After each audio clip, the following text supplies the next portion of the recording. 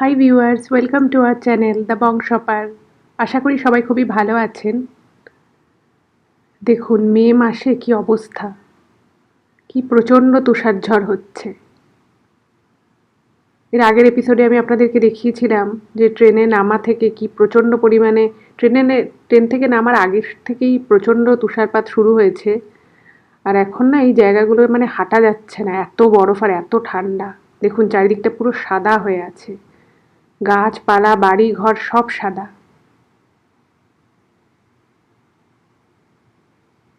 জানি না এটা কতক্ষণ চলবে।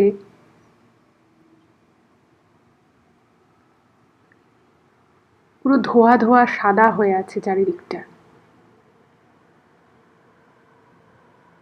এই মেন রাস্তাটা একটু গাড়ি চলছে বলে মাঝে মধ্যে কয়েকটা গাড়ি পাস করছে, সেই জন্য একটু হলেও রাস্তাটা বোঝা যাচ্ছে। বাকি দিকগুলো দেখুন, কোথায় কি আছে কিচ্ছু বোঝা যাচ্ছে না।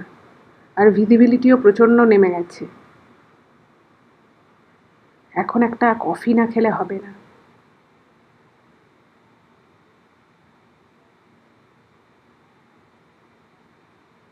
গাড়িগুলোর কি অবস্থা দেখছেন? ক্রিসমাসের সময় এরকম তাও মানা যায়। আমার ঘরে হিটার চলছে পুরো দমে, বাইরের অবস্থা দেখুন। একটু কমলেও গাড়ি ফাড়িগুলো একদম পুরো ঢেকে গেছে বরফে।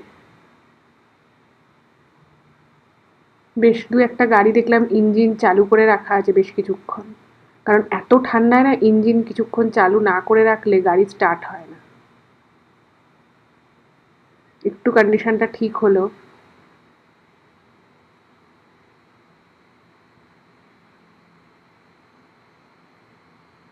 যাই, এবার ডিনারের ব্যবস্থা করতে হবে।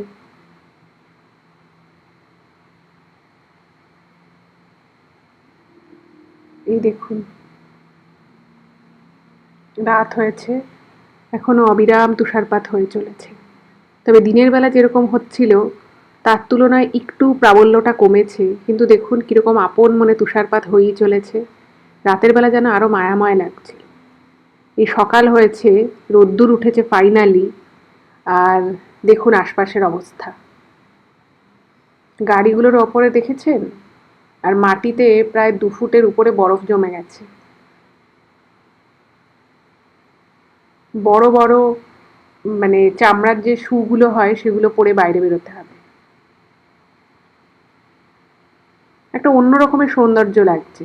তবে আজকে আকাশটা বেশ অনেকটাই পরিষ্কার দেখছি, তো এটা বেটার। কারণ এর থেকেও বেশি তুষারপাত হলে তখন কিন্তু হাঁটা চলাটা প্রচণ্ড প্রবলেম হয়ে যায়, ইভেন গাড়ি চালানো। দেখুন গাছগুলো সবুজ রং আর দেখাই যাচ্ছে না, মনে হচ্ছে যেন গাছগুলো সাদাই। এই দেখুন কি অবস্থা হয়েছে বরফ পড়ে, সারা রাত তুষারপাত হয়েছে।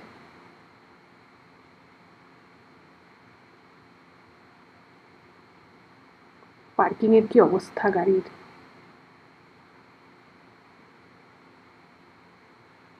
একটু পরে আমরা বেরোবো একটু, তো আপনাদেরকে দেখাবো আশপাশের অবস্থাটা। যে বেরিয়ে পড়েছি, এখানে কিছু দূর গিয়ে একটা লেক আছে, সেখানেও প্রচুর বরফ পড়েছে। আমরা এখন যে গাড়িটায় রয়েছে এটা কিন্তু ফ্রি সার্ভিস, এটা আমাদের নিজেদের গাড়ি নয়। এটা এখানকার যে গভর্নমেন্ট রয়েছে সেখান থেকে ফ্রি সার্ভিস দেয়া হয়। তো অ্যাপ আছে, অ্যাপের মাধ্যমে বুক করলেই চলে আসে। তো দেখুন, কালকে সারা দিন সারা রাত তুষারপাত হওয়ার পরে বাইরের অবস্থাটা ঠিক কীরকম একবার দেখুন আপনারা নিজেই। অসাধারণ লাগছে, সত্যি কথা বলতে কি অসাধারণ লাগছে। মানে এই সৌন্দর্য না ভাষায় ঠিক প্রকাশ করা যায় না। কত বরফ পড়েছে দেখছেন?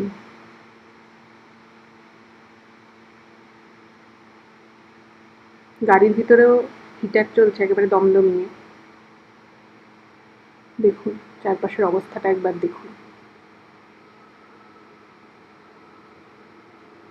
কি লাগছে। বাড়ির প্রত্যেকটা বাড়ির ছাদে চালে দেখুন বরফ আর বরফ।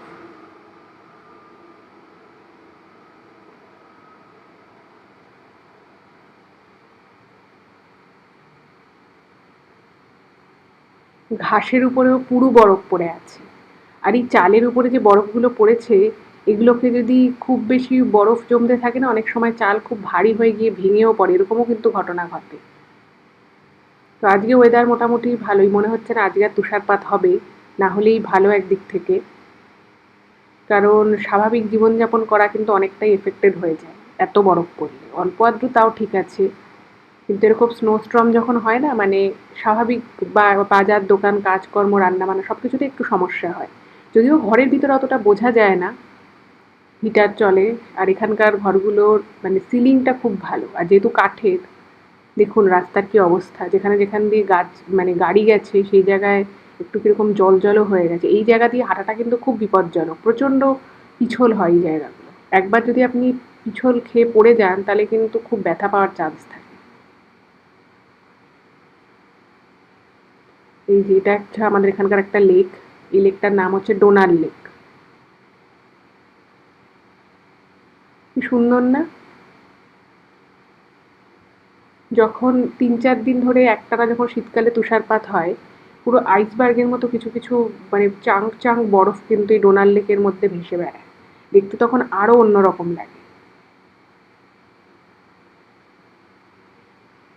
অসাধারণ লাগছে। আশা করি আপনাদেরও ভালো লাগছে, আর যদি ভালো লাগে প্লিজ চ্যানেলটাকে কিন্তু সাবস্ক্রাইব করবেন। আমার এই প্রকৃতি খুব ভালো লাগে, আমার এই প্রাকৃতিক সৌন্দর্য দেখতে এবং মানুষজনকে দেখাতে খুব ভালো লাগে। তো আমি এই চ্যানেলে সেটাই চেষ্টা করি, আমেরিকায় যেখানে আমি থাকি তার আশেপাশের প্রকৃতিটা আপনাদের সামনে তুলে ধরা। এখানে বাজার দোকানে কী কী পাওয়া যায়, কত রকমের। এখানে কিন্তু আমি একটা জিনিস বলি, যত দিন যাচ্ছে আমি দেখতে পাচ্ছি এখানে কিন্তু আমেরিকার বিভিন্ন জায়গায় প্রচুর প্রচুর এশিয়ান খাবার দাবার পাওয়া যাচ্ছে, এবং তার মধ্যে কিন্তু ইন্ডিয়ান খাবারও প্রচুর আজকাল পাওয়া যায়। মানে যত দিন যাচ্ছে আমি দেখছি মানে বেশি বেশি করে পাওয়া যাচ্ছে, এটা বেশ একটা ভালো লাগার বিষয়। আগে যেমন আম ধরুন বাসমতি চাল, সেটা কিন্তু অনেক দূর যেতে হতো, আমরা জানতাম যে ওই দোকানেই পাওয়া যায়। কিন্তু এখন মোটামুটি কাছের সেফওয়েতেও পাওয়া যাচ্ছে। এইটা বেশ ভালো লাগে। হয়তো দামটা কোনো কোনো ক্ষেত্রে একটু সামান্য বেশি হয়, কিন্তু পাওয়া যাচ্ছে, অ্যাভেলেবিলিটি আছে। দেখছেন কি অপূর্ব লাগছে? এখানটায় দুদণ্ড যদি বসে থাকা যায় কীরকম লাগবে বলুন তো? তবে বাইরে প্রচণ্ড ঠান্ডা, এই গাড়িগুলো একটু স্পেশাল হয়। ওপর থেকেও আপনি গাছের চাল মানে গাছগুলোর ওপরটাও দেখতে পাচ্ছেন পুরো সাদা হয়ে গেছে। তবে বাইরে ভীষণই ঠান্ডা,